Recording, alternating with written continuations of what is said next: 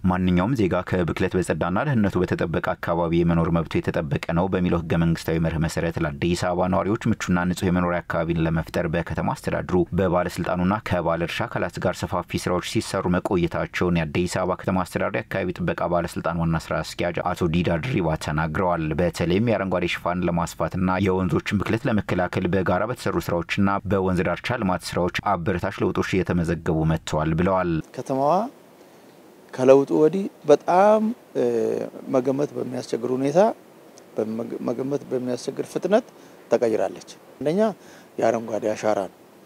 የአረንጓዴ አሻራ የከተማው የደን ሽፋን ከፍ እንዲል አረንጓዴ ሽፋኗ ከነበረበት እንዲሻሻልና ይሄ የአረንጓዴ ሽፋን መሻሻል ደግሞ የኛን የአየር ጥራትን ያሻሽላል ማለት ነው። ሁለተኛው የኮሪደር ልማት ነው። የኮሪደር ልማቱ የአካባቢ ጥበቃ ችግሮችን ለመፍታት የመጣ አርገን ወስደናል። ከዛ ቀጥሎ የወንዞች ዳርቻ ልማት በተለይ ከተወሰኑ ጊዜያት በፊት የነበረው የወንዞቻችን ይዘት ራሳቸው ሞቶ ሰውን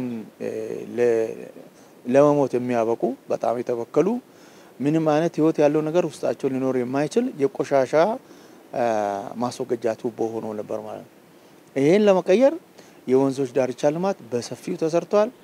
ወንዞች የሚተዳደሩበት ህግ ራሱ ተረቆ ደንቡ ወጥቶ ደንቡ ስራ ላይ ውሏል። አሁን በአካባቢ ጥበቃው የተመዘገበውን ስኬት ይበልጥ ለማስፋትም በቀጣዮቹ 6 ወራት የፕላስቲክ ያፈርና ውሃ እንዲሁም የድምጽ ብክለትን ለመከላከል ትኩረት ተሰጥቶ እንደሚሰራም የባለስልጣኑ ዋና ስራ አስኪያጅ አቶ ዲዳ ድሪባ ተናግረዋል።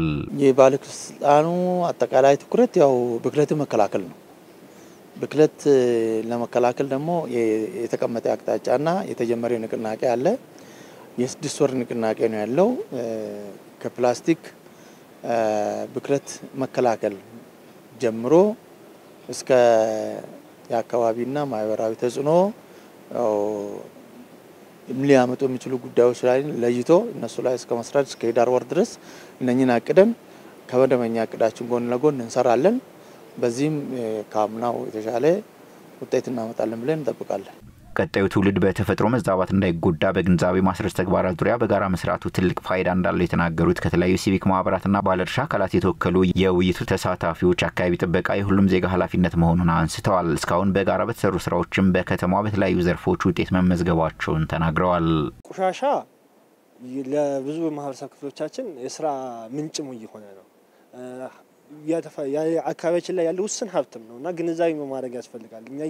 እኛ ከቀጣይ ትውልድ ላይ ተበድረን እየተጠቀምን ያለነውና ቀጣይ ትውልድ ደግሞ የነዚህን የተፈጥሮ ሀብቶች አጥቶ ደግሞ እንዳይሰቃይ ደግሞ ያለንን ነገር ደግሞ በመንከባከብና በመጠበቅ ለልጆቻችንም ደግሞ አሪያ በመሆን ተምሳሌት መሆን አለበት ብዬ አስባለሁና ውስን ይሄን ሀብት ደግሞ ተጠንቅቀው ነው መጠቀም ያለበት ብዬ ነው ማስበው። የአካባቢ ጥበቃ ለሁሉም ማህበረሰብ ማወቅም መተግበሩም ግዴታው ነው። ምክንያቱም አካባቢን የምንበክለው እኛው ሰዎች ነን።